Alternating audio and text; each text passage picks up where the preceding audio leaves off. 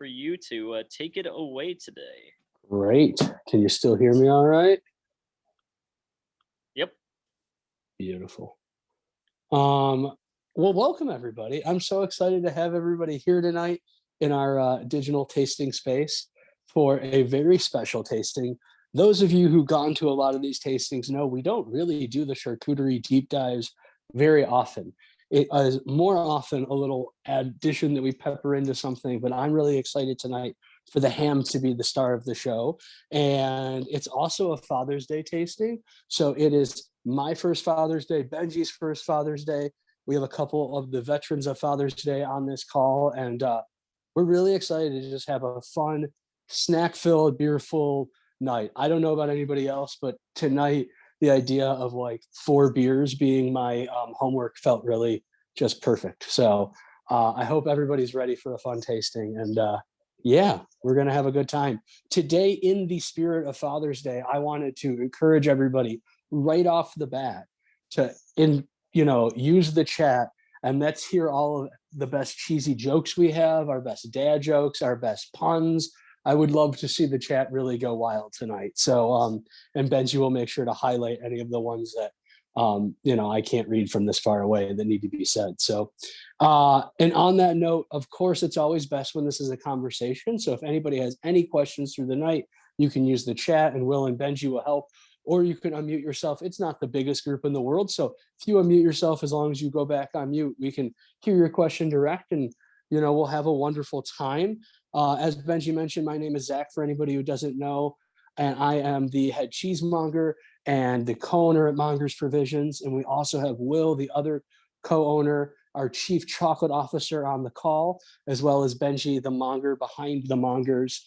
And yeah, I think we have a couple people who've been around this tasting experience more than once. So you guys all kind of know the story.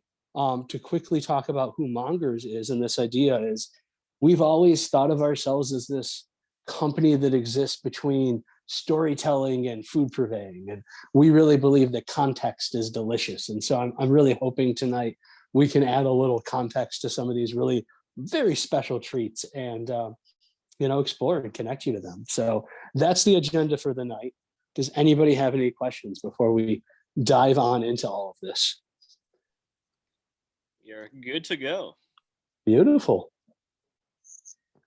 So I know you guys have this menu, and I guess 2 things I want to point out is we did take a little crack at kind of talking about the formal ways of tasting, how we do with the small print in the top on cheese. I did try to rewrite that idea for ham. And so if you have any questions about what am I really looking at, what's the process, go ahead and look through that. But I want to, as always, start with the beverages in case somebody doesn't want to open up all 4. I'll introduce all 4. I encourage you, if you have especially if somebody's there with you, open them all. They're really special. They're really distinct. And Matthew had a lot of fun picking them. We'll talk about the beer. Then I want to go to the end of the menu, talk cheese, and then we're going to really focus on the hams. And we'll get to the pairing part like we always do, where we talk about, like, as somebody early asked, what beers are going to go best with what hams. And I think there's probably some good information that we can learn along the way and guide us through that. And, I always would say there's no right answer, but I think we can come up with some good ideas around it. So let's jump into beer. Cool. Zach, we got a question. Should I get a glass to pour the beer into? Does anyone need a glass in this? What do you recommend? I think if you are like me and you want all 4 beers open, you should get 4 glasses. Ideally, it's hard to taste them in the can as well. And it's not so much for any like crazy reason of I want a tulip glass to smell the beer best, or I need a Pilsner for a Pilsner. To me, it's actually the sloshing back and forth from a can. It's going to dissipate your beer very quickly. And I think it will just not be as nice. And so I would encourage you to pour them into glasses. I also think as we're doing a tasting, there's so much information that we can get once we see them, and seeing the different color variations is just fascinating to me, especially, our brains love to relate color to taste in a intensity. And, I have, just so we can get this visual spectrum, it's not the darkest one that I think is the most flavorful at the end of the day. And so I think there's a lot of value in pouring your beers into glasses if you don't mind dirtying 4 glasses. I make a big mess kind of whenever I do anything, so my wife's used to me in that regard. Cool. Any other questions before we start talking about what these beautiful beers are? No, but let's get to drinking. Beautiful. So Matthew, our beer buyer, for those who know Matthew or been to the store, he was telling me as I was cramming and learning about these beers that he really enjoyed buying these beers, and more than most of the other projects he does with us, this is what he drinks. Like, this is what he wants to be drinking, especially right now. I think that when we think about dads and when we think about this beautiful ham, it's not the night for, like, you know, guava milkshake stout with this and that, or all these crazy sours. It's really, you know, lawnmower beers, fishing beer, baseball beer. We wanted something that's kind of light and delicious. We also have so much salt that we need something that's going to help quench that, you know. And so we have some really nice, very sessionable beers, to use that term. Starting off with the beginning, Champagne Velvet has become a favorite of our store. We don't sell a lot of 12 packs, but we really only sell that in the 12 pack. And it is an old recipe. It's existed for quite a while, and it's changed hands throughout history. Right now, Uplands Brewery, who's more known for their sours, they own this recipe, and it's a pre-prohibition corn-based ale. And the line on it says it's the beer with $1 million flavor, because for quite a long time, the recipe was insured for $1 million policy. This is just a delicious beer. And I think for many people, we don't think of adjunct ingredients in beer, but some of the reasons why Budweiser or these other macro brews taste so soft and delicious is because of corn or because of broken grain rice and different things we add to beer beyond just what we expect to be in our beer. And I think this is a great example. That round flavor is awesome. It's going to go very well with everything tonight. Then we have this beautiful beer for ball games. So Off Color Brewing, that's how they love naming their stuff. There's beer for tacos, beer for ball games, beer for, they're kind of, they tell you what their beer is for. And they're basing this on an American cream ale. So we're going to continue to get that kind of rounded note. What the corn did in the first beer, the cream ale, the lactose and the cream will do in the second beer. And this is going to help really give our palates a little bit of extra fat and softening when we're eating all these salty, delicious hams. As we increase in color, you know, I think that, to me, the dark lager is next before we get to the IPA. IPAs tend to be so bold.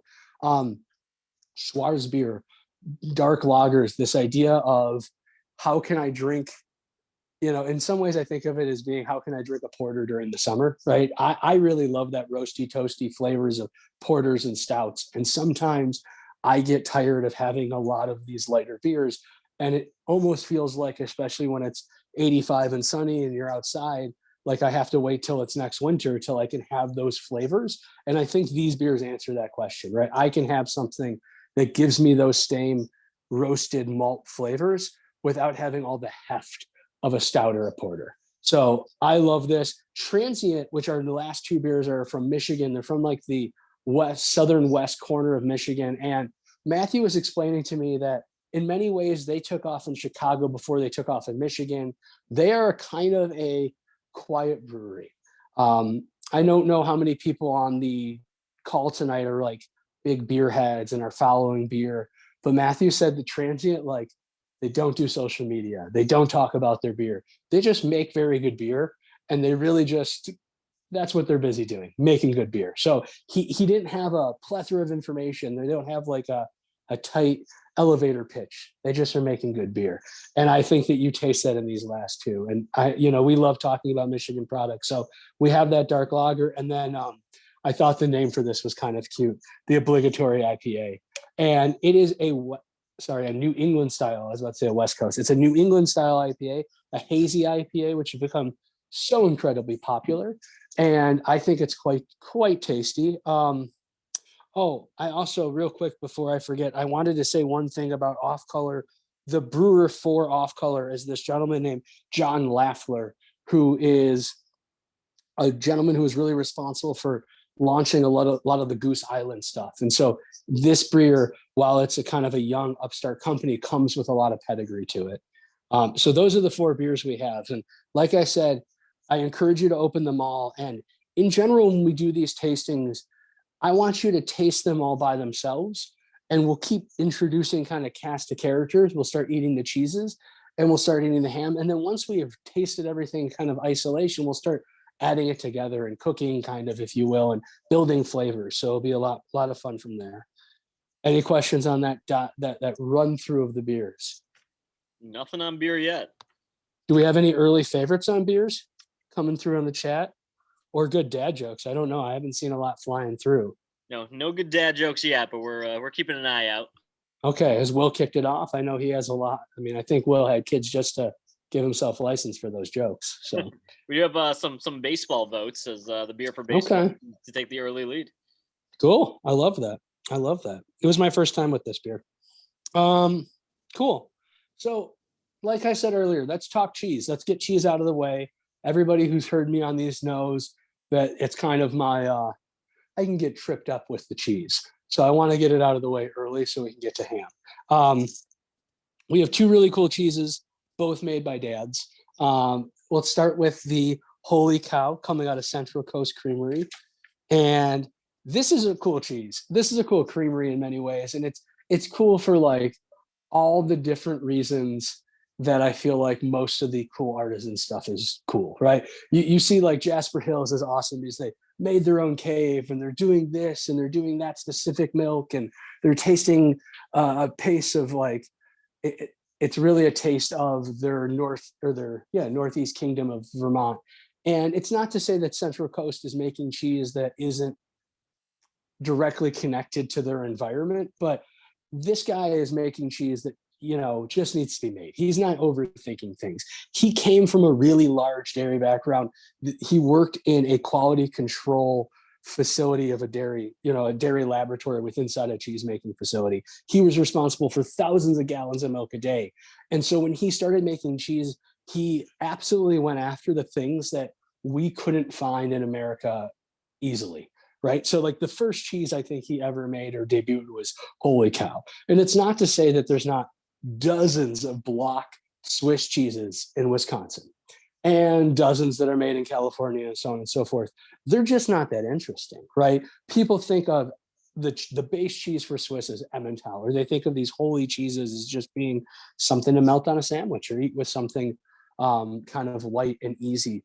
And he's just making it like, I want to make the best version of it as I can. So he has these beautiful baby wheels. The holes are a lot more tiny and controlled because he's making that same cheese very quickly. An Emmentaler, the traditional one's a 200-pound wheel. This is a 20. So the holes are a different structure, but it still has that sweetness. And, Reggie has, beyond being just a cool guy and a father and cheesemaker, he's actually encouraged his oldest daughter to now be a cheesemaker. She is, whenever I think or tell her story, I think about how useless I was in my 20s. But this young woman started a creamery as a way to pay for college. And so Shooting Star Creamery is made in his facility, but under his daughter's label. And she's using some of the proceeds to give back to veterans and some of the proceeds to pay her way through school. And that's some pretty cool father magic right there. So this is cheese from him, from Dad's Creamery. We have a couple other that you've seen at the store before, things like Euphoria. And we just got Seascape for the first time, which is really fun. But especially with all the ham, this kind of felt like it had to be in tonight's tasting. For anybody who's had our grilled cheese, the ham and cheese, this is the cheese from that sandwich. So we usually do it with the rosemary ham, which is going to be a lot like the city ham when we get there. Cool. Cheese number 2 is Flory's Truckle. Flory's Truckle, I would venture to say in many ways it's become a house cheddar. The only reason I hesitate is because there's house select cheddar, and that gets confusing because it's the name of the cheese. But I think Flory's is probably the cheddar we've sold the most for the most time. Flory's is a really beautiful cheese made in a Amish Mennonite German Baptist, community in Missouri. And the Flory family and Milton Creamery have teamed up to make this cheese. And in the research of this cheese, I found out that the name of the Flory family farm is Homestead Creamery. And it was really fascinating to read about them. You know, it's an all Jersey cow milk, very small herd. I think it's like 60 head of cattle. And the Flory family, you know, he didn't just get dad credentials with one. He has 10 children. So he is raising these cows, raising 10 children. I imagine at some point the children are raising the children. And I always think the story of the Flory family getting into cheese is like perfect. It reminds me of village cooperatives or things that you would see in La Mancha, Spain, where not everybody wants to go to national cheese shows and deal with people like Will and I and talk cheese. Some people just want to raise their animals and do what they've been doing for hundreds of years on their farm. And this German Baptist family is like very much that. I've been going to food shows for 12 years now, and I've seen him at one. One time I've seen a member of the Flory family actually at a food show. Most of the time they let their relationship with Milton do the heavy lifting in that respect, which is really not the heavy lifting. It's all the light work. But you know, Flory's Truckle is cloth bound. It's made in this really beautiful, we tend to think of it as a more English style. You can see from that bright color it's giving us, these are both cow's milk cheeses. And even over the iPad, it clearly comes up that this is just like glowing orange with that beautiful Jersey milk. And I bet this wheel is coming from early summer, just based on the look of it. So those are the two cheeses. We really wanted to keep it very snack friendly, very, I don't want to say basic because these cheeses are far from it, but like Swiss and cheddar felt very appropriate for the work we have at hand tonight, which is ham. I apologize for the paper plates, but many of you know, no ham in the house usually. So I have special permission on my first Father's Day to be doing a ham tasting, but can't touch anything. So do we have any questions before we dive into the serious business, Benji? We did get a couple of the jokes in, so say some of those. You know, what do you call a cheese that is not yours? Nacho cheese. I like that one. Classic, of course. So it's time to cut the cheese when you get started, and then we have two Adams are crossing the street. The first one says, "I think I lost an electron." The second asked, "Are you sure?" The first responded, "I'm positive." I like that. Yeah, good I feel science. like that. Yeah, science. There you go. Highbrow, lowbrow. I appreciate that. So no cheesy questions. I think it's time to cut the ham. Cut the ham. So I guess actually, Benji, you mentioned cutting. So I'm going to start with this idea that I imagine most people don't see bone-on hams very often. We try to bring in one a year, usually a Barraco. Maybe we bring in a couple legs of a Barraco during the holidays. Sometimes we bring in a country ham. But I think it's really cool to see the various ways that you can do this, right? Most of us, when you think of slicing a ham, I'm sure in your mind's eye, you saw something going back on a slicer. And that is true of 3 out of 4. One of our hams is hand sliced today. Matthew spent a long time slicing our country ham today, but it's such an art and it yields a different product, but it also, we'll talk a lot about age throughout our ham discussion today, and aging it on a bone changes a lot, right? For any of you people who are big into steaks, like bone-in steaks taste differently than a bone-off steak. And if you took that and multiplied it by months and months and months of time, it would be even more significant. And so I think it's really special that we have a bone-in ham today. I encourage you, whenever we have one or talk about it on social media, come by the store and watch someone go through it. If you've never been to Spain or Italy and you've never seen these, I don't know what the word in these other languages, but these ham slicers, it's totally an art. It reminds me of watching the guys at Zabar Slice the Salmon or somebody in New York. Like, they are doing better work by hand than most machines can do, just paper thin stuff. It's really impressive. Ham, I think when we talk about charcuterie, it's like one of the big categories at the top of charcuterie, right? Ham, salami. You know, you could argue that you could break ham into this idea of whole muscle, but I think ham is its own category, especially the fact that like every culture expresses themselves in a ham. There is ham from around the world. When we first were starting to think through today's project and what hams I wanted to show you, I really wanted to show a Paris ham at first, because what I think are, you know, city ham in this case, or the deli ham, or however you want to call it, the ham you're going to put on your sandwich in, you know, many slices, not just kind of a couple thin slices, the cooked and not cured hams, to me are very American. But how did we get this idea? The Paris ham to me is kind of like the archetype for it, the Hormel ham. We tasted from a really good producer of Paris ham, and it really came off as tasting a little too Hormel. And so it didn't feel like the right ham to show you guys. So we took an opportunity to talk about Smoking Goose. I assume a lot of you guys have tried stuff from them if you've been eating with us for a while, but Smoking Goose is in Indianapolis. They're an awesome company, and they're structured somewhat like a Zingerman's in that there's a bakery, a bar, there's a meat making facility. I think they have a restaurant now. And so they've grown organically based on the things that interest them. And the way that nationally they show up is in their meat, in their charcuterie. And they don't do anything poorly, right? They might go sometimes and take what I would say is a little bigger swing than I want. Sometimes they season things in ways that are a little too adventurous for my palate. But I think they always make things really like cleanly, and I mean like technically done very well. And I think that they also do a great job with their sourcing. So the city ham's no different. We have this classic flavor we remember and expect from a deli ham, but we can taste the like clove in there. We can taste the garlic, the juniper. It's a wet cured ham, right? So this is a ham that we're injecting, we're brining, and we are cooking. This is different than the next three hams. The next three hams are going to be the cured hams. And the ham we carry at the store that's similar to this is our rosemary ham by Fermani, but I wanted us to taste something that didn't have any seasoning outside of, you know, what's in the brine. I wanted us to really taste a pure ham because I love showing you guys things that remind us of our childhood, but like the elevated version. Lord knows I grew up in a kosher home, so I wasn't eating a lot of deli ham unless I was hanging out with Will. But if I was, it certainly wasn't like of this caliber. I think this is so silky and special. What are you guys thinking about this first ham? Anybody have any tasting notes? Nothing. Yeah, we do have some jokes that Will's telling in the chat, and then we do have a demand for the twins to lead a tasting soon. So you might be replaced if they don't hold out for more money. That's the only problem. Yeah, their schedule is pretty high demand, so we got to book it way in advance is the issue too. Cool.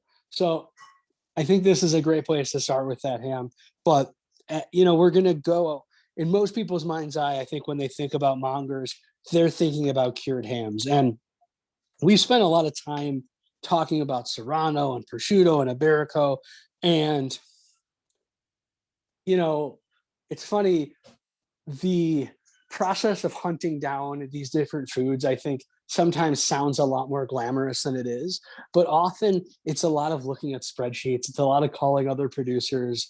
It's a lot of trying to decide what we want. And then the hard work is trying to find the pipeline to get it. And so the prosciutto di Parma that we're going to have today, which is our next meat, is a ham that I used to carry in San Francisco.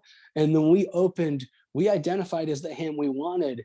And then it took us 3 years to get it. I'm pretty sure, and Will, please correct me if I'm wrong, that it is no exaggeration.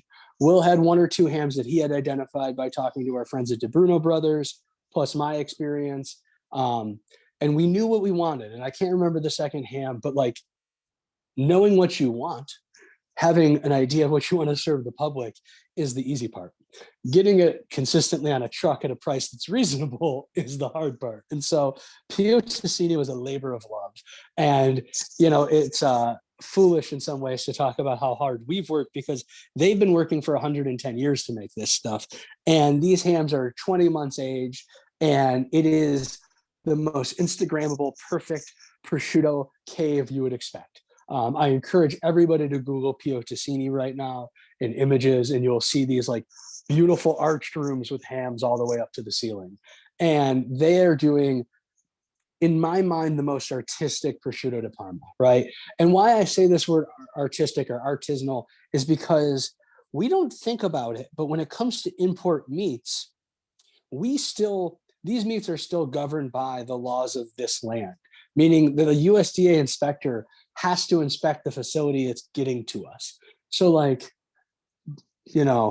Giovanni's prosciutto in the mountainside, like you're never going to get because you just can't get into the United States. And what that means is you often find a lot of the fancier import meats are actually not the fancy in the country of origin. It's a really commodity product. We don't usually get the really very small producers. And I think Pio Tosini is a break away from that norm. I think Pio Tosini is actually a really artisanal, family run, very well rooted company that took the really large investment to open up the line into America. And so we get this through Rogers Collection, which gets us a lot of our more precious things, and from fancy olive oils to cheeses that are so esoteric that only every once in a while do I treat ourselves to them. They're a really cool company we've started to work with, and they brought us finally the Pio Tosini. When I think of prosciutto di Parma, I think this is the most, it exemplifies this idea of perfume in pig, right? And you see in some of the adjectives that I wrote about the meats that I use the word perfumey, and I think that it has a sweetness. The porcine has, delights has a sweetness to it, and prosciutto is where you taste it the most. I know that many people talk about the exchange from the sea air over the mountains, and that's a big part of that perfume. And I hope you guys are experiencing that. And I also hope you are holding it up to kind of see how thin we can get it with the help of a machine and how delightful this ham is. So can you talk about some of the differences of this prosciutto compared to some of the American ones that we have that are also quite popular in the shop? Yeah, so if you're talking about the American one specifically, the biggest difference right off the bat is that Urbeck House in Iowa has no rules, right? And what I mean by this is he can make prosciutto to Iowa. No consortium is going to be like, hey, you need to get it from this place. You need to have butchered it this way. And the two hams in the middle today are riddled with rules, right? Prosciutto di Parma has all sorts of stipulations about where the pigs can come from, how they're salted, how they're aged, where they're hung, what time of year. Serrano has a whole set of different rules about different pigs in different regions and is butchered differently. And I'm going to talk about what those differences are in a second. But I think when you get to Herbs in Iowa, he just makes prosciutto that he wants to make as quickly and easily as he can make. So if you were to picture the full ham, right? For prosciutto di Parma, we have this big thing that looks almost like a church bell or something like that, right? It has this kind of ankle and a really wide bottom. When you get to a Serrano, it's a little longer. It almost looks like a guitar. But when we get to, I just lost my train of thought. Why am I describing the shapes of these hams? When you get to Herbs, they look like a football. He's just cutting the ham into the easiest, perfect cylindrical way that's going to go on a slicer, and he can cure it really fast, right? The oldest ham, the 8-quart edition stuff, I think gets to 2 years.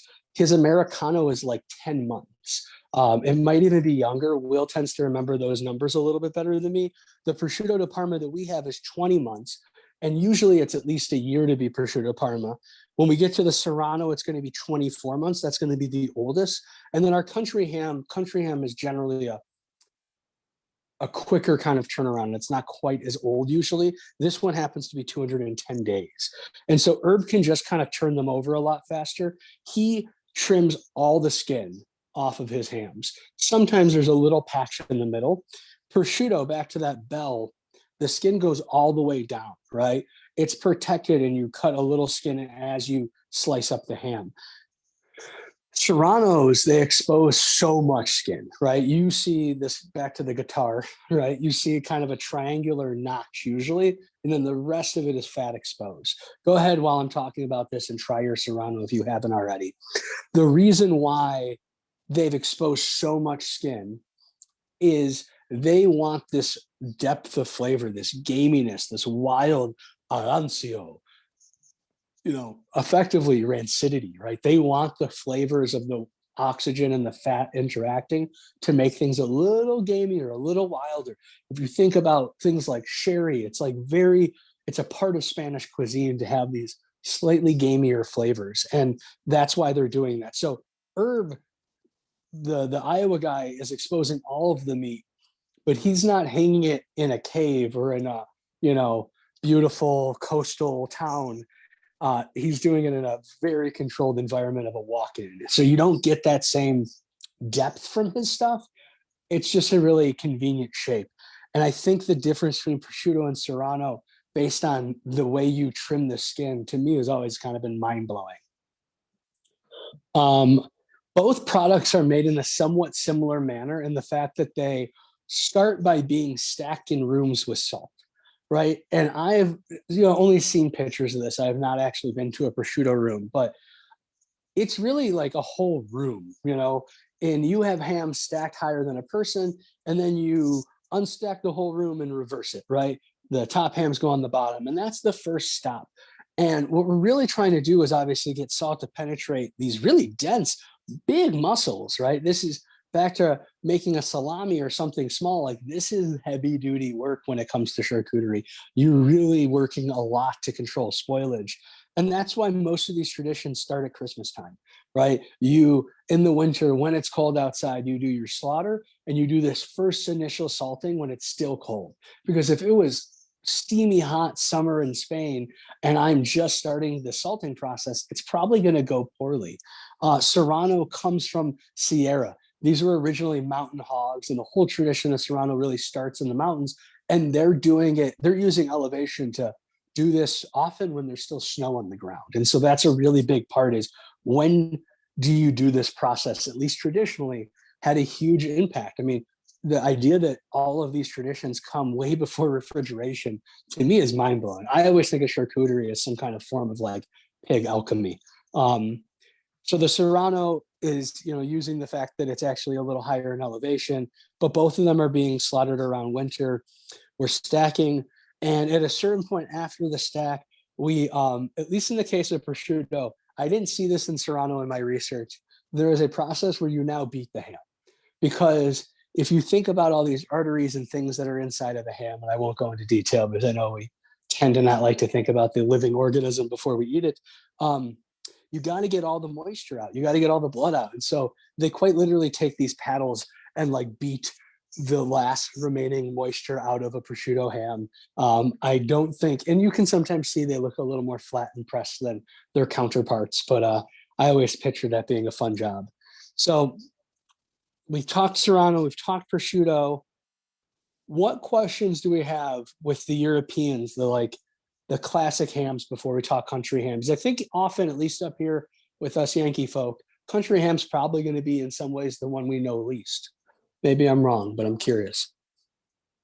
In the chat, real quick, no questions just yet, but we do have some people who are pairing a little bit ahead. So City Ham Truckle Sip of Dark Lager is a +2 in Wendy's mind. And then you also have a couple others kind of chiming in on that being great. Ham and Swiss pairing, obviously the Holey Cow with Serrano, incredible. Don't make us make dad jokes about beating the ham. Serrano with the beer for baseball is good. So, a lot of people getting some of those testing and tastings in. Obviously Serrano and, is more Spain. The other one's Italy. Is there any other countries or specific hams that you would say is a must try within the European region there? Yeah, totally. So I do think that the classic Parisian hams are hamon beignon, or I'm trying to remember the actual French term. French hams are interesting. I think that they're going to be more steamed hams. They're koto, they're cooked hams. They're not cured, but I think that they could be really, really fun. We neglect the fact that in Italy, prosciutto di Parma is eaten in Parma, but when you're in like Tuscany, you eat prosciutto di Tuscany. And the other ham that I think really gets export level attention is prosciutto di San Daniele. San Daniele, back to this perfume idea and sweetness, is considered to be even sweeter than a Parma. I think that's really what it's prized for. And if you've never tasted a good San Daniele, it's really, I think, worth pursuing. But when I was in Italy before pandemic, we were in Tuscany. And I was like, oh, is this prosciutto di Parma? And they looked at me like I was absolutely stupid and nuts. And they're like, it's prosciutto di Tuscany. We're in Tuscany. And I thought that was such a perfect answer. And leave it to the American to ask the question. Speck is the other thing that we didn't put on this plate. We've done speck a lot in our world, and maybe you guys are like, what are you talking about? We've never had speck from Mongers, but it goes on a lot of boards. We've had the same speck since day one. And so I felt like it wasn't special enough almost for this, but I think the speck is really cool. Speck is it's the front section of this muscle group. So it's a thinner kind of line. It's not quite as thick usually, and it's coming usually from the mountain region. So it's really, I think of the speck belt really being along the Alps, because speck is as much German as it is Italian, as it is Swiss, and everybody eats speck.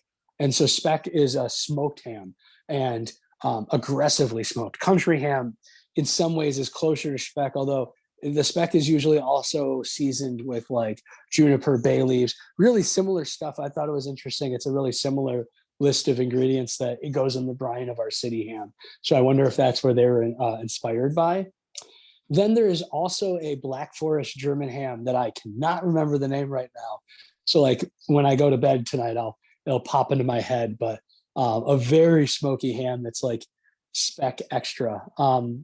Those are the ones that come to mind off the top of my head. I think that when you think of the pork traditions, we're really ham focused today, but I really think like pig is the Swiss Army knife of the charcuterie world. There's so many delicious parts of the pig that are cured that I would encourage you to not just focus on the ham, but like lomo is a thing I don't think enough people have eaten, which is cured loin out of Spain.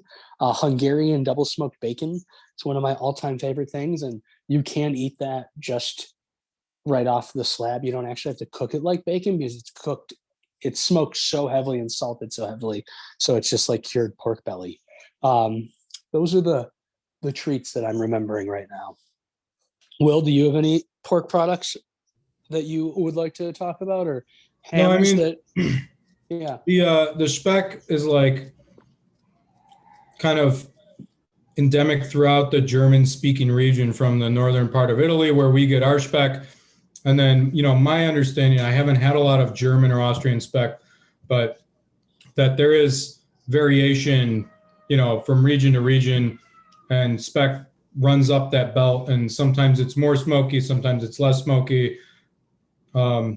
Lighter cure, more heavily cure.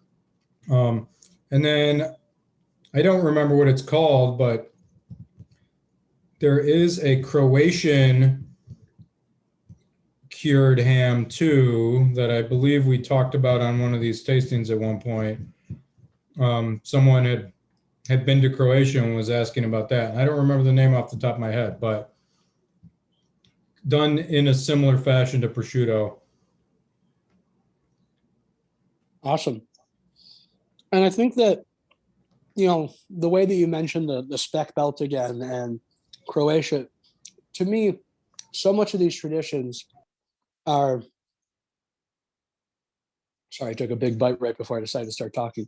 So many of these traditions are really just the solution of problems, right? We don't have refrigeration. We have these beautiful pigs, and this region has better pigs than the other region. What can we do to celebrate that? When I was reading about Serrano, I kept hearing the same line over and over in these two books I was reading about these white pigs of remarkable fat content or something like that. It's a white skinned hog, and that's especially important in Spain because Serrano is always kind of put up against Iberico, which is a very dark pig, both in hoof and in skin. They're black hoofed hogs. And so Serranos are white pigs, but they're the white pigs that have special fat. And so that's why they're celebrated. And, the Serrano producer that we have is one of these like early Serrano producers that actually helped create a consortium, because so much of the history of Spanish food is catching up in the sense that the like creation of boards and consortiums, they relate to that. Spanish food didn't need to catch up to anybody, but the globalization and like formalization of Spanish food in the way that we know it today happened later. And so this family is actually a big part of that. And I was reading that they also helped find the Mengalista hogs, which is a Hungarian pig of major note. And there's not so much, back to Benji's question, like there's not this one preparation of Mengalista hogs, but because they have such prized fat, they're known for really any charcuterie. Yeah, very cool. Any other questions in there before we talk country ham? No, I think it's time to go to the country. So the way Will described country ham about that regional variations, that he's certain that they exist, we just don't know the words. I'm sorry, he describes spec that way, is exactly the way you describe country ham, right? Country ham is a tradition that exists throughout most of the American South, but the big variations about wood, animal feed, smoke temp, all these things are going to vary depending on where you are, right? Benton's out of Tennessee makes a very different ham than Edwards out of Virginia. I also think what's really cool about country ham is there's not a lot of traditions that exist still that are so primal and, like, I guess I'll say the word unregulated, but you can still buy through much of the South and the Appalachians, like country ham at a gas station this day of the year. You know, the guy's coming down with the pickup. He pulls into a lot. Everybody surrounds it, buys their ham. Everybody's gone. The pickup's empty, right? Like, there are still these communities and these rhythms to life in these areas where people know somebody's coming down with all the hams. And, you know, I've become obsessed with mezcal. For anybody who's talked to me for more than 10 minutes, they probably heard. And I love it for that same reason. You still buy it like you're buying moonshine from somebody in like the middle of a field, right?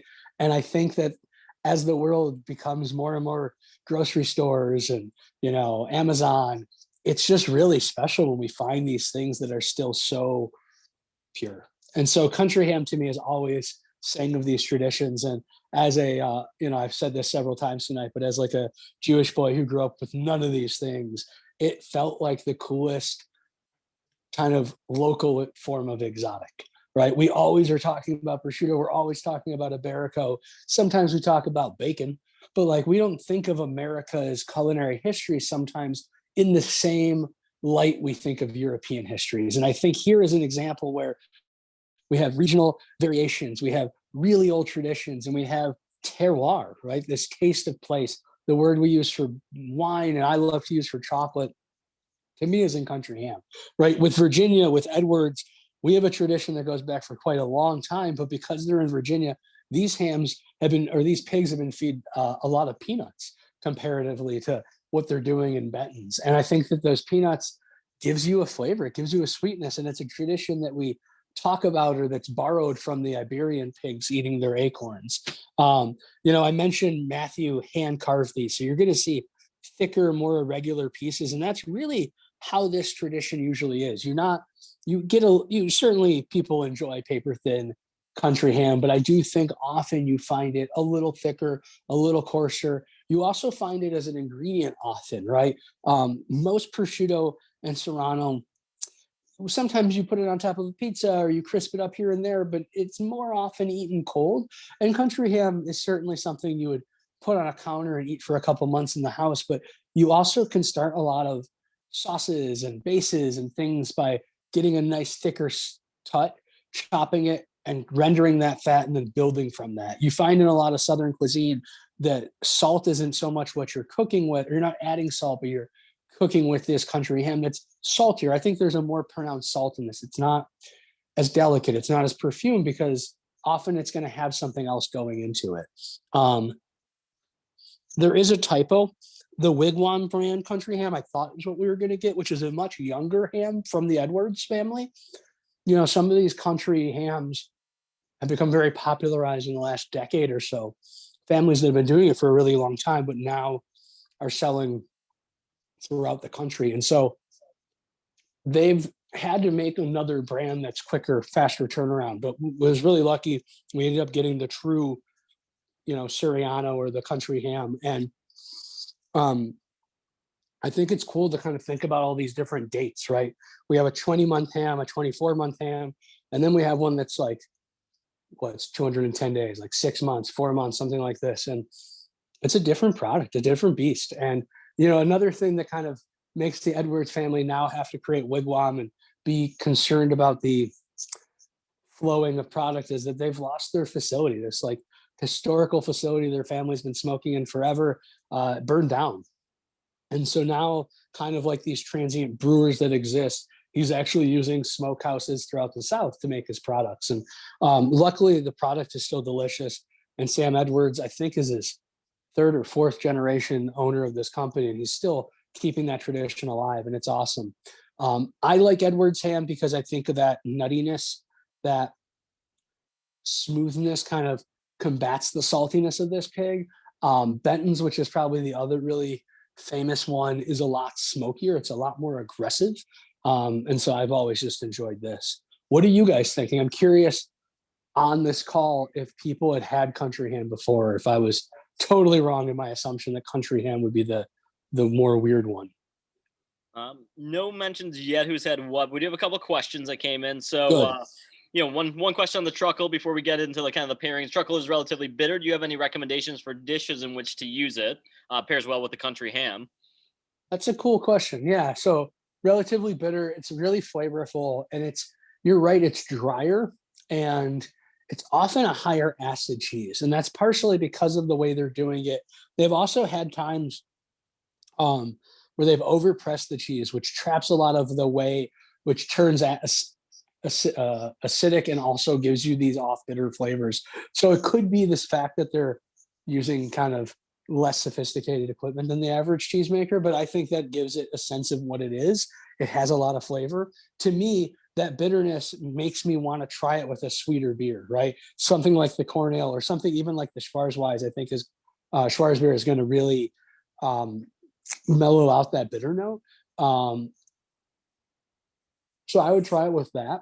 In terms of cooking, I would really try to not so much mask that bitter note, but give it something else to play with. So if I'm making like a gratin of some nature with like broccoli, cheddar and broccoli is what I keep thinking of. Like, the sweetness and the kind of mild flavors of broccoli might give you a nice background to experience that bitterness. It's a drier cheddar, so I would probably still cut it with that recipe with something else. I wouldn't just do a Flory's truckle, gratin. I think it's a little too dry, but I think playing with higher fat and stuff like that to kind of drown out that note if you don't like that note is the way to go. And, with our hams, I would stick with something like the city ham or the Parma to try to sweeten up that experience as well as we kind of start to dovetail towards the pairing portion. What other questions, maybe? Or Will, it sounds like you have something to say. And the other good thing to remember is if you don't like it, that's why there's a lot of other cheese in the world. So, if you've got this piece and you're like, what do I do with this? I agree with Zach. Like, a gratin, you could do like a 50-50 sweet potato, white potato gratin. Top that with Flory's cheddar truckle. That could work well. The white potato will give you a little bit of texture so that you're not just eating something that turns into mush after you bake it, and not make it into the, the candied yam world. But I think that could work really well. And then one other, just to circle back on the country ham conversation, the Lady Edison is a brand that is very, very good. That we were talking about getting it in for this tasting as well, but we'll get in at some point. And it's fairly traditional country ham in that it's saltier, than some of the import stuff or like La Quercia, but it's kind of in between the two. It's not as intensely salty as this Edwards is. And again, were this sliced a little thinner, you'd be getting a little bit less salt per dose essentially. So that would make a difference too. But hats off to Matthew for slicing, 20 plus portions of this by hand. I thought we were getting a boneless country ham. And so when I talked to him the other day, he's like, well, I still got to slice the ham. And I was like, what do you mean you have to slice the ham? Started it yesterday. Should take 30 minutes. You started it yesterday, didn't you? And he's like, it's bone in. And I was like, oh, got it. Yeah. And it's actually a harder ham, sorry to cut you off, Will, to hand slice than the Serrano or the Ibericos he has more experience with because it's younger. Yeah. So you guys can feel that texture. It's a little bit, I don't know, it's the wrong term because it's not a pretty term, but it's a little gummier. It's a little softer, chewier. And so it, Less firm. Less firm. There you go. Better term. And so it's a much more challenging thing to slice than those Serranos. I also think that the Serrano in general, because of how exposed it is, tends to be the firmest of those meats. But yeah. Perfect. I think it's time to dig in. There's a few people who've gotten into the figs and then some of the mixtures, so I think people are ready to see what combos you can put together. I love it. So real quick, to just give a rubric or a guideline. I know most of you have heard me say this, so I'll try to say it as fast as I can. But we always view pairings and sorry, 1 second. We always view pairings and tastings in the same kind of grid or philosophy. I've been using this same tasting system for about 12 years now, and it's the -2 to +3. And it's this idea that if I asked everybody on this call what you thought of the, Champagne Velvet 1 through 10, I think everybody could answer it really easily. But when we start to get into a conversation of, do you like the country ham with the Champagne Velvet or the IPA more? I think it becomes difficult. We don't have enough language to talk through it. And so the -2 to +3 is the idea that, at the worst end, we have something where both products are terrible when they're exposed to each other. -2, orange juice and brushing your teeth in the morning, all sorts of clash. -1 is one version of this. One thing doesn't taste right. The other one goes through unscathed. 0 is most flavor experiences, right? We are not mindful enough of what we're eating, says the very heavyset guy, as I run to my next meeting and I'm eating a sandwich. I am not thinking about how the mayo is cutting the acid in this or whatever's happening, right? There's no thought except for I need to eat before I get to the next thing. And unfortunately, that's where we are with a lot of our meals. I also think not everything has this profound interaction, right? The music doesn't always play when we put things together. +1 is when we start to have, I think of cooking a pasta sauce and all of a sudden it's not that good. I pour a little wine. Now it's great. You could use the same analogy, maybe with a chili. It feels a little flat. I pour some beer in it. Oh, now it's perfect. The beer is not better for existing in the chili. The chili is. So it's only a +1. I hope tonight we get +2s, right? If when I'm talking about that Swiss cheese, you're like, what the hell is this guy talking about? Or if when we're talking about country ham, you're like, this is really salty. I don't care for it. But then you taste the country ham with a little bit of Swiss cheese and you wash that whole thing down with a beer for ball games. And you're like, oh, wait a second. That beer for ball games, that cream ale kind of washed away some of the salt. And now I can taste the smokiness in that country ham. And that creaminess brought out the sweetness that the Swiss cheese already has. And all of a sudden, everything's just a little nicer. It's +2s. And that's where we're aiming. And I encourage you to try that pairing. I think that was really nice together. But that's what we want. And +3s exist, but to me, they're culturally significant. They're historical. They're the reason we eat these things for centuries and longer.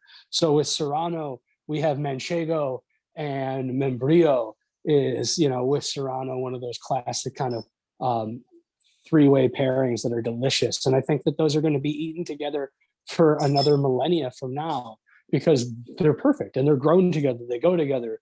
They're culturally significant together. I imagine it like country ham similarity might be something like, now I'm messing. I'm trying to think what's a good thing that starts with country ham. Well, what's a good recipe?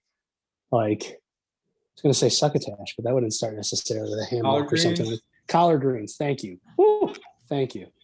Collard greens, red beans and rice. These are things that are, you can't separate them from these products. And so I think that those are, I don't have a positive. You might use a ham hock for that, but country ham would not be out of place in any of those recipes at all.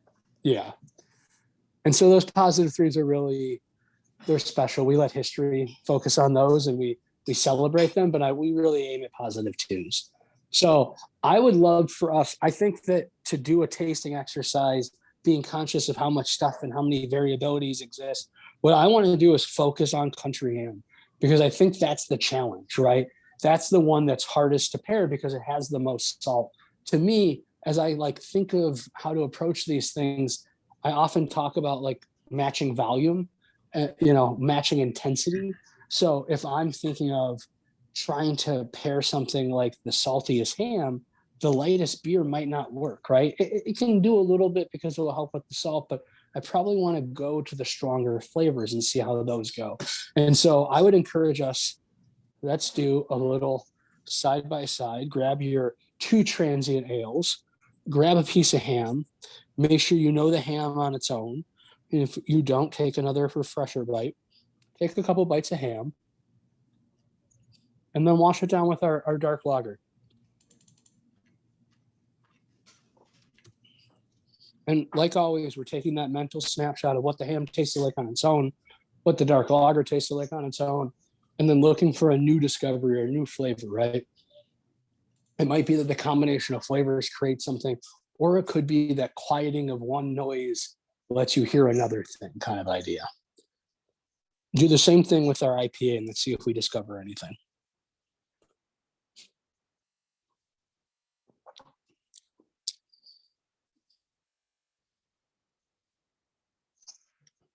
Does anybody experience anything that they think is profound or interesting? We have baseball beer and Serrano +2 from Jillian and Mike. Cool, I love that. Seems like a lot of people like the earlier from the city ham truckle and dark lager that was mentioned as a +2 as well. Cool. A lot of people really enjoying the beer for baseball together as a whole. So I don't know if anybody saw me re-pour that one, but as I've been like sipping and going back and forth, it caught me off guard a couple sips ago. That is a delicious beer. And, in some ways, if that's what you're digging, maybe that's better with the more intense ham, and that mildness kind of works, right? I think this idea of matching intensities is a good place to start. But if you like something the most, it's going to be the right answer.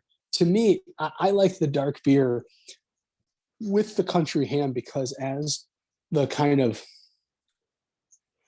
I guess this idea of like quieting one noise as the salt dissipates a little bit with the sweet malt, that toastedness of the malt brings out the smokiness of the ham a little bit more. And I get more of all of those roasty, toasty notes that I showed up in this beer to begin with or in pursuit of. So to me, the country ham accentuates those parts of the beer I really like. But I think I'm going to try it with the beer for baseball games here. Let's see what we think. And then when you throw in the cheese and you throw in the, figs, it can get, pretty intense. I think apricots are a great thing for ham. I hope you guys have been eating them alongside. Kikos are great for snacking. To me, it's a lot of salt at this point, so I'm saving the Kikos for another day, but I love those things. If you still have some ham left, don't be shy to get some mustard out, like a little, you can do some various mustards and find out whether, a spicy brown or a Dijon is Benji actually could do a mustard class. He went to grad school in Madison. They have a mustard museum there. Yes, they do. And maybe that'll be our next tasting. I think August 3rd is National Mustard Day. So yeah, just a 20 mustard lineup. Wow. Nothing else. I have a pairing for everybody.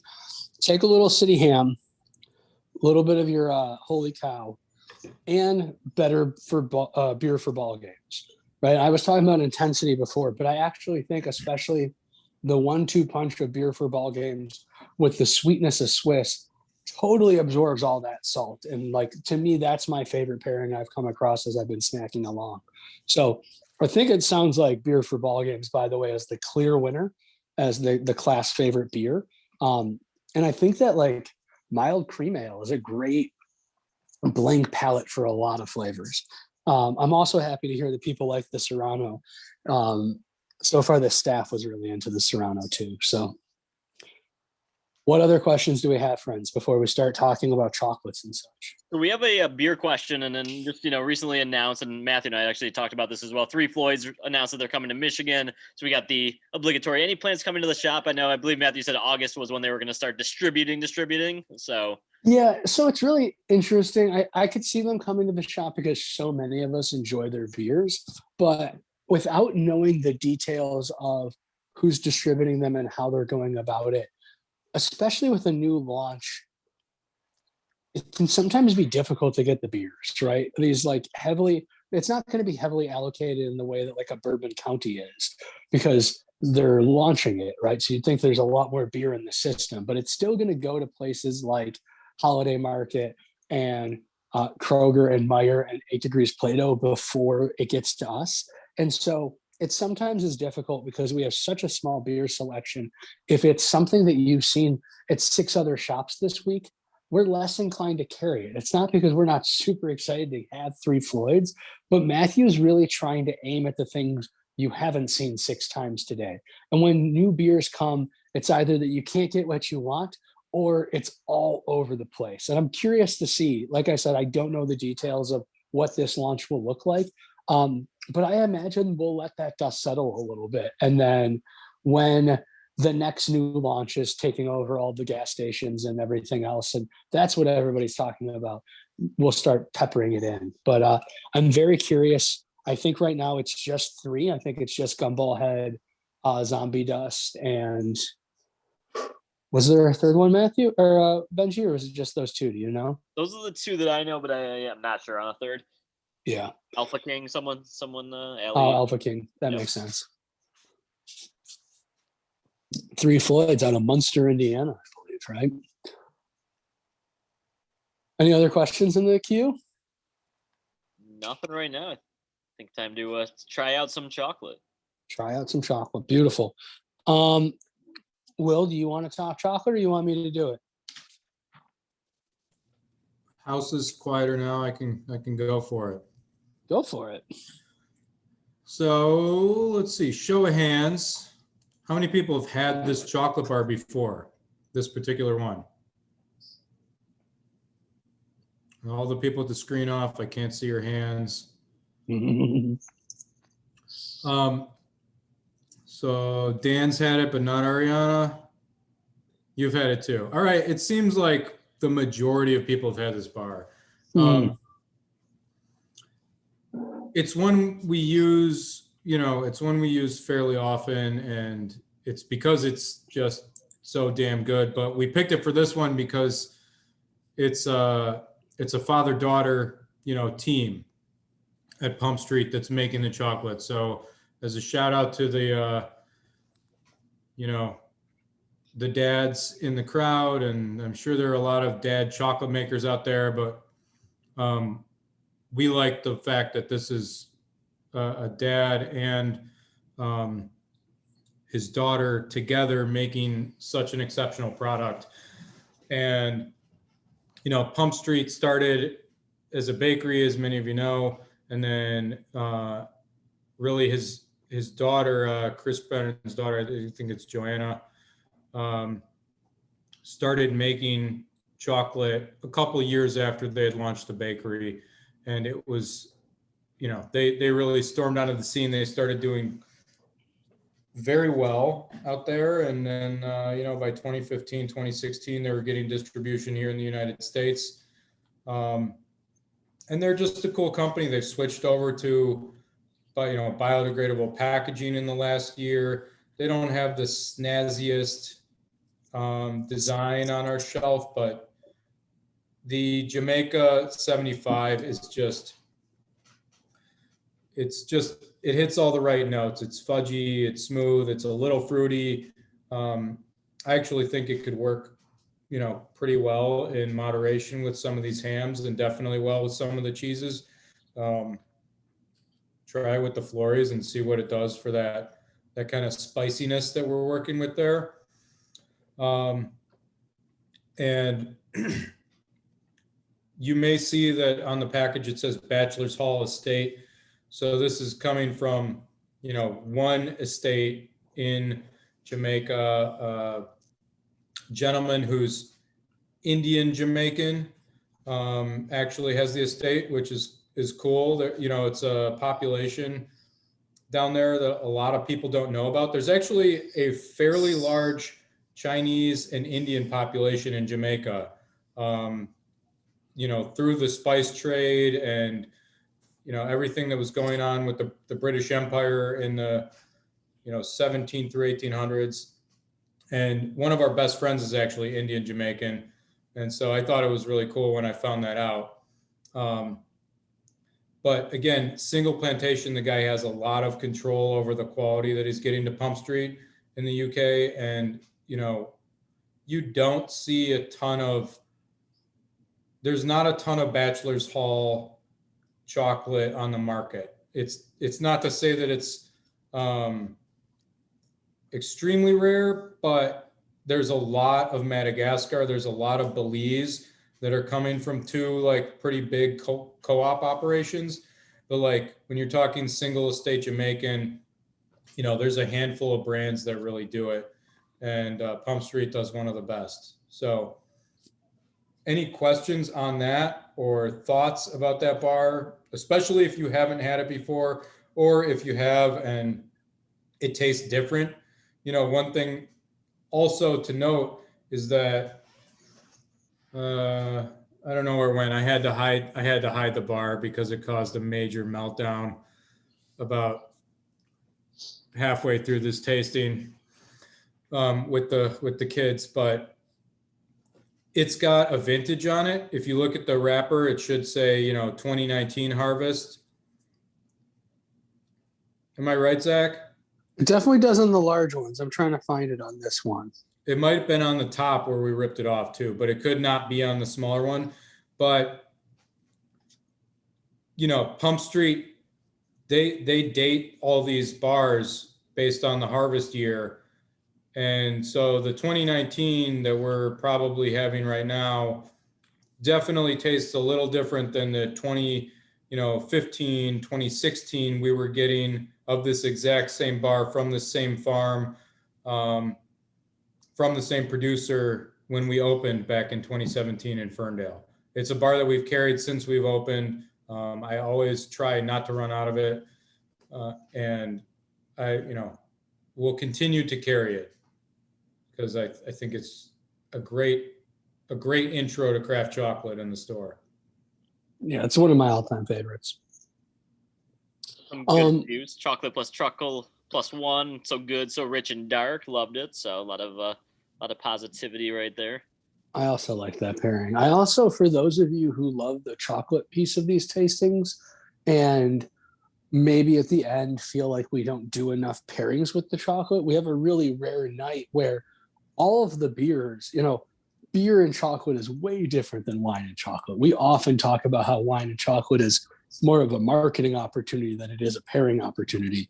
I think that we aim and try very hard to get wines that are soft enough that chocolate goes well with them, but it's often difficult. And I think the beers, you're never going to get into the negatives. You might find some zeros, but I think it's positive to zeros. And that's true of beer always. Beer, is an easier thing to pair than wine across all categories. But I actually, for me, for what it's worth, I thought the Pump Street and the IPA were kind of cool. I expected it to be the dark beer, but I thought adding a little bit of that, like, I don't know, bright resininess kind of was a fun zing to it. And I did enjoy it with the Florys, whoever mentioned that too. Thanks for that suggestion. What questions do we have? We covered a lot of material.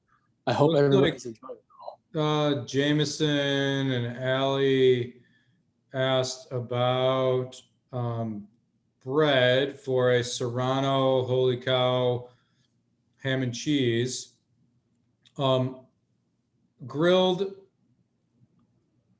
cheese sandwiches we have found after a significant amount of experimentation really are best on a not too sour sourdough that's a little bit chewy, you know, like you don't want the bread to be Wonder Bread soft. You also don't want it to be usually like super dense with the, wheat flour content above 50%. If it's a partial whole wheat, like Pain Levant or something, just a natural farm loaf type thing, those will work really, really well. And a rye can be a pretty good option too. But the only thing with the rye is like the Jewish rye from Detroit, double baked. The crust is like an inch and a half thick, so I tend to slice that a little bit thinner than you might if you're getting like a corned beef sandwich where, the meat's like stacked to the moon. Because you don't want that like ratio of the super dense hard crust to just get in the way of enjoying the ham and cheese sandwich. We use Crispelli's sourdough loaf for our grilled cheese sandwiches at the store, and it is just really, really hard to beat. We've experimented with some other stuff, and we've had some very good results, but for a variety of reasons, like the shape of the bread, the format, the yield, everything, the Crispelli's, like, it's got the right chew. It's not too sour, but it also isn't flavorless. Is the proper name for that bread a country sour, Will, or is that a sourdough is a sourdough for that? I don't think it's a country sour because I don't think the Crispelli's really has any whole wheat flour in it to speak of. Usually when I think of a country sour, like a Pain Levant or whatever, where there you're getting into a partial or full whole wheat, ratio with the flour. Cool. And then Jameson also has the mustard.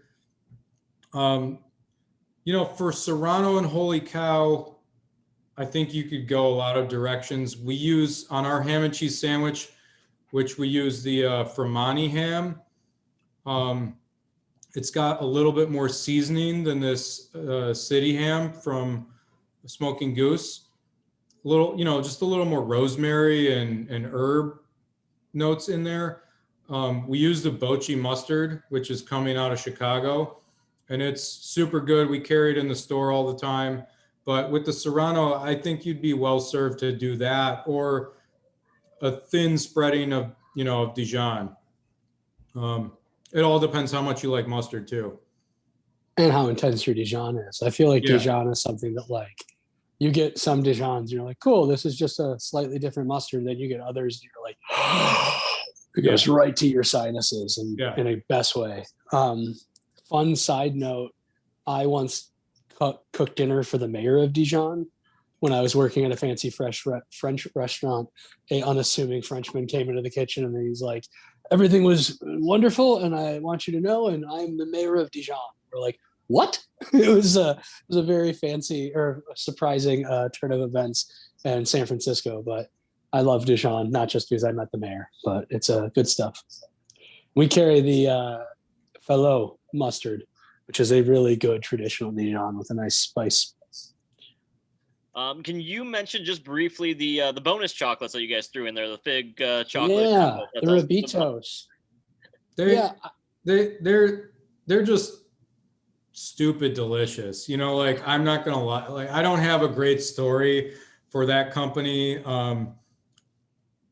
To be perfectly honest, I've never done the level of research on them that we've done with most of the other products that we get in the store, because they're just tasty and we have them by the cash register, and it's a really nice thing to like throw into a box or have as a treat at the end of a meal. It's got all the good things about a truffle with, I don't know. I'm always curious as to how they do the process of what they do, where there's like essentially a hollowed out fig, like that they've injected with ganache, and then coated in chocolate. Like, I kind of want to go see what that looks like at the factory now that I even think about it. But I think that's our first trip. There's a little bit of brandy in there, not boozy, so to speak, but it's got a little bit of that brandy flavor in there. If you like figs, you like chocolate, what's not to like? If you don't like figs, they're not too figgy, Absolutely. I think it was just a fun treat to add to it. And also with the intense amount of salt, we figured as much kind of sweetness at the end to mask that as well. What other questions do we have, Benji? Anybody else in the hopper? No questions right now, but tell us about our upcoming event, Zach.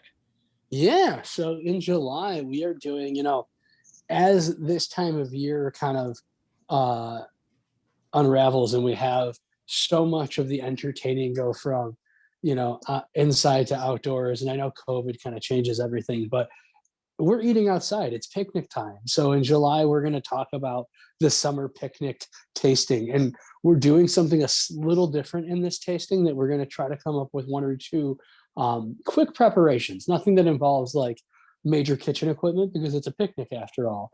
So a couple different like cheese spreads or, a recipe or two to talk about ways to enjoy cheese on the go. That's going to be our next tasting. I think in August, we're going to try to do a taste of Michigan.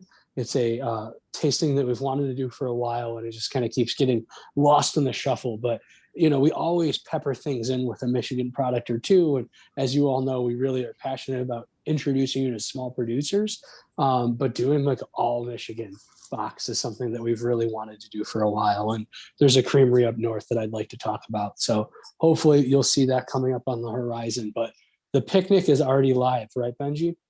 That is live, and I just put a link in the chat for those who can't wait much longer. And then, of course, if you like this idea of finding and discovering new products periodically, and you don't necessarily want to deal with the scheduling part of it, you can always join our subscription service, the Monger's boxes, and they definitely have different themes. Often the theme is similar to the public tasting, but they're never exactly the same selection. So if you're doing both, there's still going to be something fun. Like for instance, we're tasting cheeses in the Monger's box this week from this creamery, but we're waiting for Seascape, which is a really cool cheese from that company. We also, in terms of things that you can enjoy at home, of course, we have our virtual how to build a cheese board. If you want to hear me sound like Bob Ross and talk about walking you through how we build our cheese boards. And if you enjoy these tastings, I always encourage you to check out the YouTube. We have a lot of different, I just sounded so old when I called it the YouTube. We have a lot of different tastings that are recorded on there. And this tasting will be live on there tomorrow or uploaded up tomorrow. But you can check out our backlog of tastings and, follow us on social media. We'll obviously let you all know when the next ones are coming up. And we're so thankful that this has become a way for us to meet with you on a monthly basis and sit there and all gather together. We really look forward to these, and our staff looks forward to the sourcing these products and the creative challenge of coming up with new ones all the time. So please continue to let us know your ideas and tell us what things you want to try, and we're going to continue to come up with cool things to make up excuses to meet you here. And so if there's no other questions, thank you guys so much. Please, let us know how we can continue to serve you and entertain you. Stop by the store if you haven't been there for a while. The grilled cheeses are popping. They're delicious. Matthew and the crew have created a bunch of new specials. There's a weekly special, a weekly soup. He's been doing a lot of chilled soups right now. He's made me a believer. I used to hate chilled soups. So check out the store. And yeah, we just love you guys. Thank you so much for taking the time to be with us tonight and celebrate the early kickoff to the Father's Day weekend. Looks like we have a bonus question from Wendy. No, yeah, I Wendy. want to say a comment. I want to wish Benji and Zach a very happy first Father's Day. Thank That's you. so exciting. And many healthy, happy more. And are you going to celebrate it cutting the cheese, or what are you going to do? I cut the cheese every day, so I certainly will celebrate it that way. I hope your kids will enjoy all of the wonderful taste that you can introduce them to. And Thank you so much. have We two appreciate it. wonderful dads. So Thank you. We Congratulations. appreciate it. It's so Love it. nice to celebrate such a, have an early celebration with you and Michael, and we love you guys so much. And a happy Father's Day to Thank Will you. with the twins, and to Michael, and to everybody, all the dads on this tasting. yeah. Happy Father's Day. I hope you guys have a great weekend. You all deserve it.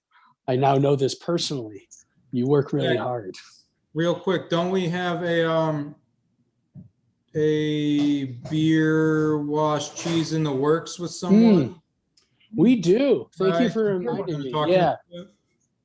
So it was either going to make a debut for this, but I think it got delayed, and I think we'll actually have it for that Michigan tasting whenever that comes along. But Michigan, I'm pretty sure it's Batch Brewing. One of the Detroit breweries is it's doing Batch.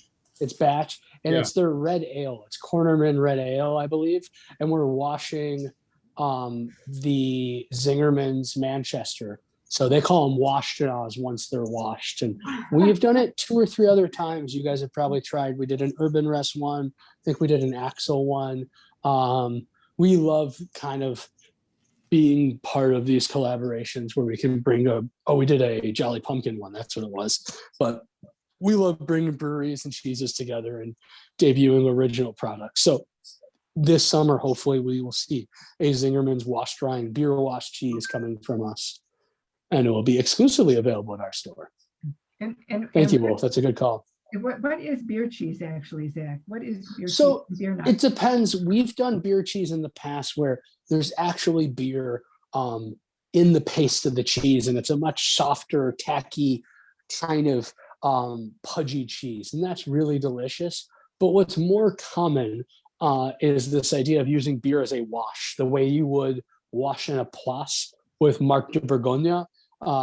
You're washing the cheese with beer, and that's how this is going to be. So Zingerman's gets a couple liters of the beer, and as they take the Manchesters and they're really young cheeses, they're going to brush the rind with the beer essentially. And what that does is it creates an environment where molds don't like it. It's too high moisture. Often, if I remember correctly, the acid spikes in a way that molds just can't live on that environment. And in the absence of all the molds, we get this really special bacteria, Bevibacterium millennium, B. linens, comes in, and that's what makes cheeses stinky or funky. And so we're making our own funky cheese, but it will have the imprint of this Detroit beer. So that will probably be at our Michigan tasting, these 2 Michigan brands collaborating into a really special thing. With the Funkadelics in the background playing. And with the Funkadelics in the background. And also, Will, thank you for reminding me of other things we have kind of coming down the pipeline. If you guys like Holey Cow, if you love Swiss cheese, if you see me wearing my giant Swiss cheese t-shirt that has a big wedge of Emmentaler, we have the real deal Emmentaler. It's right now on a boat somewhere coming to us over the Atlantic. And it is, I've told you all before, a 200-pound wheel. I mean, it's big. It is a big wheel. They've carved Monger's provisions in the side of this wheel for us. And it should hopefully be landing by the end of the month or early July. And we'll probably make an event out of cutting it because I've only seen one cut like twice in my life. And it takes multiple people because it's such a big freaking cheese. And so we'll have a big celebration as that comes. But please keep an eye out. It's worth coming to see someone open up a coffee table sized cheese or a dining room table sized cheese with a cheese wire. So that will be coming this summer too. We're just going to drive a snowplow into it. The kids would probably love to do that. They'd love to see that. Instead of monster truck, monster cheese. Yeah. Yeah, honestly, I would say we could roll it end over end, but if it fell on a kid, it would be the end. So it's too big of a cheese. It's a safety issue. My OSHA would be all over that cheese. Any other questions or anything I'm forgetting, Benji, Will, that you think everybody should know about to look forward to this summer? Nope. I think that's a wrap. Good health. Okay. Well, friends, I hope you have a wonderful rest of your evening. Thank you guys so much. Happy Father's Day, everyone. Happy Father's Day. Father's Day. Thank you. Thank you so